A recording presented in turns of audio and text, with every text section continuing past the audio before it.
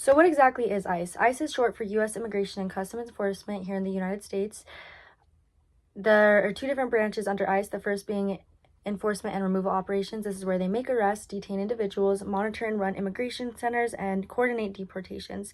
The second is Homeland Security investigations, which is different because they investigate drug trafficking, human trafficking, money laundering, and visa fraud. They don't focus more on arresting immigrants, they more focus on investigating. Trump's mass deportation effect on the United States economy is under the Trump administration. The plan is to mass deport nearly 13 million immigrants residing in the United States. The calculated cost of mass deportation is nearly $315 billion, which includes arrest, transportation, etc. Currently, the U.S. jails and prisons combined hold about 1.9 million people. In order to execute Donald Trump's plan, we need 6 times the current U.S. jail and prison capacity. Even detaining 1 million immigrants would require increasing the national capacity by 50%. Deportation requires nearly $24 billion for transportation via flights alone. To send millions would be an astronomically high number.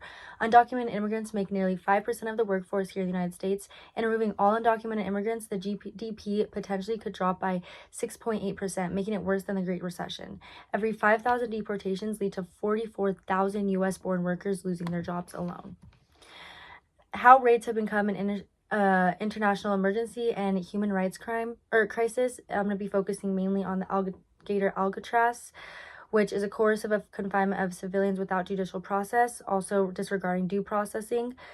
There's racial profiling, poor living conditions, where some report that they haven't been able to shower in months or weeks, apologies. And there's no clear timeline for processing, and individuals who are here legally have been profiled as immigrants and are placed in camps, which is obviously a human rights crisis and an emergency as it relates back to some past camps that we've seen in other countries.